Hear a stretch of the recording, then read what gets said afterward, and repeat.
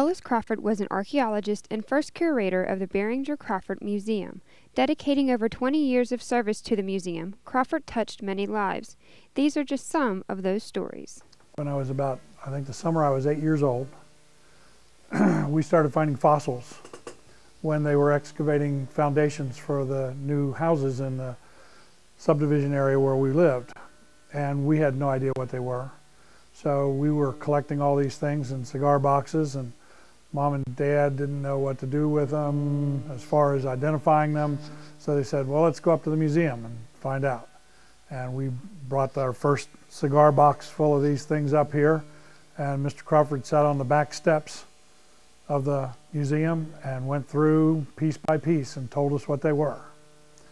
And that's how I got to meet him. Brought down here with a artifact collection by my youth leader at the church, and he brought them down here because he knew Ellis knew about this stuff, and he brought it down here to get a couple of pieces identified, which were pretty rare things. As we would find more stuff, we would come up here. We got to be regular visitors, and we would always show him what we found because we were proud of what we were finding and so forth. And then when we moved from Rosebud to Park Avenue, we had a new subdivision area to look for things in. That was the Swan Circle subdivision by the Swan Florist on the Dixie Highway there in Ellesmere. And that was a really good site for trilobites and isotylus trilobites. And when we started finding those there and he saw those, he started coming out and going on fossil hunts with us there. And as he saw that our interest was continuing, he started inviting me, as the oldest at that point, to come and join his other group of kids and teenagers doing the other kinds of more professional digs and things. And that's how I got involved in all of that. I think that my best memories are just being here with him every day and listening to him talk to people. And at that time he wasn't doing too much in the way of scientific work, so I wasn't, again, the digging or cleaning artifacts or anything. It was mostly cleaning glass, cleaning bathrooms, cutting grass, but again, helping him keep the museum nice and neat and clean. And then, eventually he did, in the wintertime, let me start helping open cases and handling artifacts and things to dust them and keep them in good shape. They started the Big Bone dig, and I was too young to go on that. I didn't meet the age requirements for the University of Nebraska's insurance company and whatever.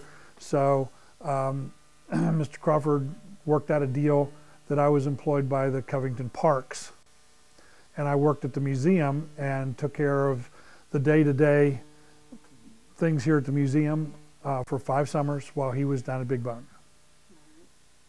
But the biggest thing was, every time a school group would come up, he would give them a guided tour.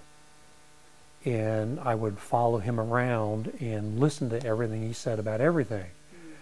But that proved to be my disadvantage, because eventually he goes, Lee, you give the tour today. It's like, whoa, wait a minute. It's like, no, you've heard me often enough. You know everything to say. And after that, probably when I was 16 or 17, it's just like a school group came up, I'm the one that gave the tours, but it was because I listened to everything he had to say about everything. Obviously there's cleaning glass, mopping floors, selling the souvenirs and things at the little stand. And we actually gave tours to some people. We would take them around and to room, and the school groups would come up and we would give little tours from what we knew. And of course there was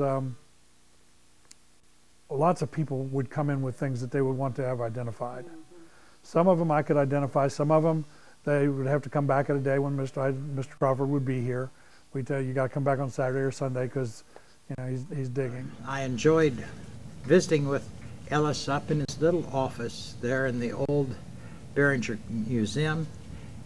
We're quite fortunate that he had a relationship with William Berhinger to bring it all to pass.